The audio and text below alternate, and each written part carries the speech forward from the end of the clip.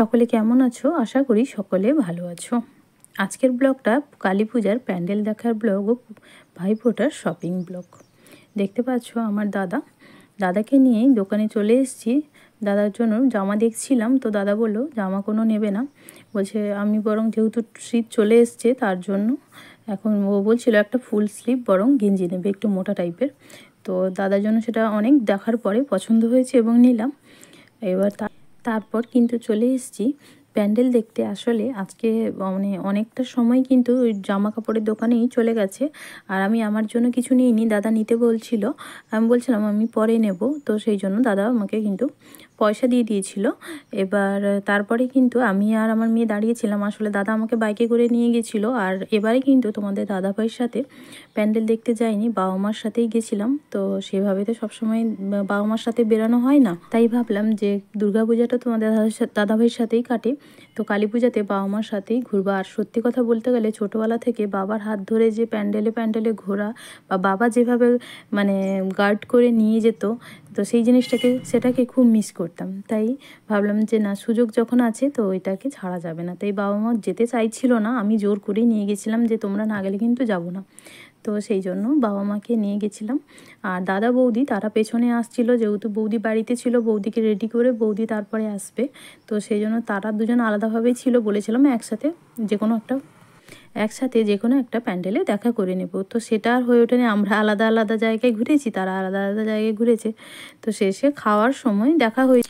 আমার মেয়ে আর আমার বাবা এই প্রথমবার মনে হয় আমার মেয়ে তার দাদুনের হাত ধরে এইভাবে প্যান্ডেলে ঘুরছে, কারণ এর আগে তো সেরকম সুযোগ হয়নি। আমার বাবাও কিন্তু অসুস্থ, তো এরকম যে প্যান্ডেলে ঘুরতে বেরাবো আর এইভাবে আমার মেয়ে তার দাদুনের হাত ধরে ঘুরবে, সত্যি দেখে যে কি ভালো লাগছে, মানে সেটা হয়তো সত্যি আমি বলে বোঝাতে পারবো না। আর এই মুহূর্তটাকে আমি যে ভিডিও ভালো লাগছে, সত্যি এগুলো সব স্মৃতি হয়ে থাকছে। এই যে দেখো, মাকে বলছি মা আমি ভিডিও করছি, তুমি ক্যামেরার দিকে তাকাও। মা মাঝে মাঝে দেখে, আমার মাঝে মাঝে প্যান্ডেলের দিকে দেখে। আর সত্যি কথা বলতে গেলে আমি বাবার বাড়িতে প্রথম যখন যাই না, মনে হয় কোথাও বেরোবো না, একটু ঘুমাই। তার কিন্তু আমার মা সবসময়ের জন্য বকাবকি করতো, বলতো যে ঘরের মধ্যে বসে থাকবি কেন, একটু বাইরে থেকে ঘুরেই দেখবি, অনেকটা হালকা মনে হবে। মানে যত ঘুম পাক, যত ক্লান্তি মনে হোক, কিন্তু একটু বাইরে থেকে ঘুরে এলে একটা ফ্রেশ ভাব মনে হবে। তাই মা কোনো সময় না বসতে দিত না, যা একটু ঘুরায় বাইরে থেকে, মনটা ভালো লাগবে। সেই অভ্যেসটা থেকে গেছে। আমি তো প্রথমে বেরাবো না ভাবছিলাম, তারপর বললাম যে বাবা মার সাথে তো বেরানো হয় না, তাই বাবা মাকেও জোর করলাম আর নিজেও তেমনি বেরোলাম। তারা যদিও যেতে চাইছিল না, আমাকে বলেছিল তুই ঘুরে আয় দাদার সাথে। না, আমি গেলে তোমাদের সাথেই যাব, তাই কিন্তু বেরিয়ে পড়েছি।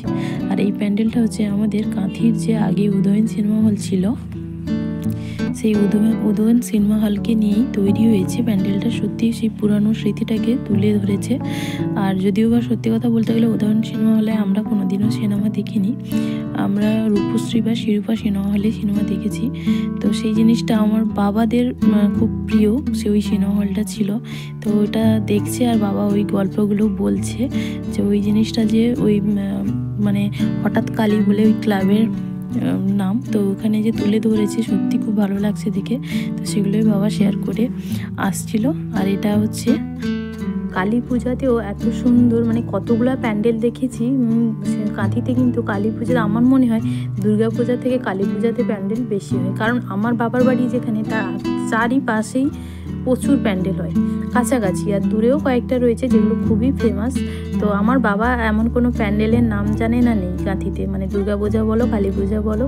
তো বাবার সাথে এই কারণে ঘুরতে ভালো লাগে। আমরা বরং গেলে গুলিয়ে ফেলি কোথায়, মানে মনে হয় ওখানে ওই প্যান্ডেলটা ছিল, হয়তো দুর্গা পূজার প্যান্ডেল আর কালী পূজার প্যান্ডেল দুটো এক মিশিয়ে ফেলি, কিন্তু আমার বাবা কিন্তু বলে না। তাই জন্য বাবার সাথে প্যান্ডেল দেখতে যেতে খুব ভালো লাগে।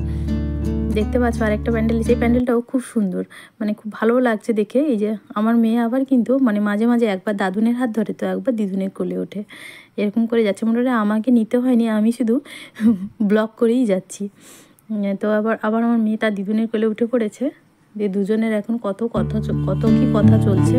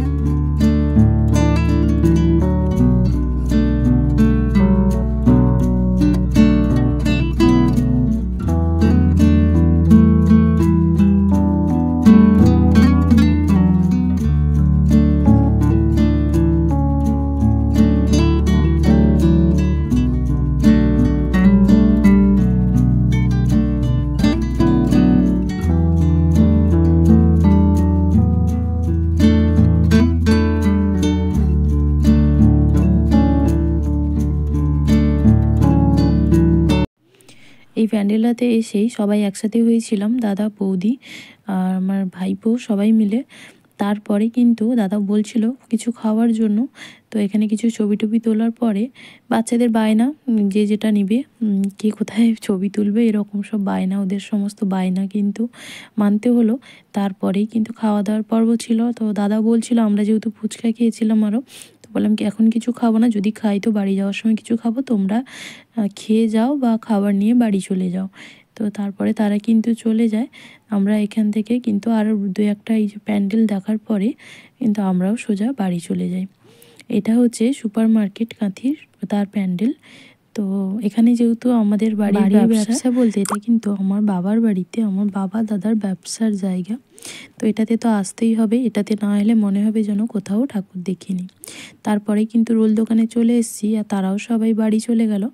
তো আমি, বাবা, মা আর মেয়ে তিনজনে ছিলাম, তো রোল নিলাম। তারপরে আরও কয়েকটা প্যান্ডেল ছিল ওই রাস্তায় আসার পথেও, সেগুলো দেখে বাড়ি এলাম। আজকের এই ভিডিওটা যদি তোমাদের ভালো লাগে তাহলে আমার চ্যানেলটা সাবস্ক্রাইব করে দিও। আমি যেহেতু তোমাদের কাছে নতুন বন্ধু, তাই আশা করব সকলে একটু পাশে থাকবে, সাপোর্ট করবে। ইউটিউবে যদি আমরা কেউ কাউকে সাপোর্ট না করি, পাশে না থাকি, তাহলে কিন্তু কেউ কখনো এগোতে পারবো না। তাই সকলে কিন্তু আমার চ্যানেলটা সাবস্ক্রাইব করে দিও, পাশে থেকো। দেখা হবে আর একটা নতুন ভিডিওতে। ততক্ষণ সকলে ভালো থেকো, সুস্থ থেকো। আজকের মতন টাটা।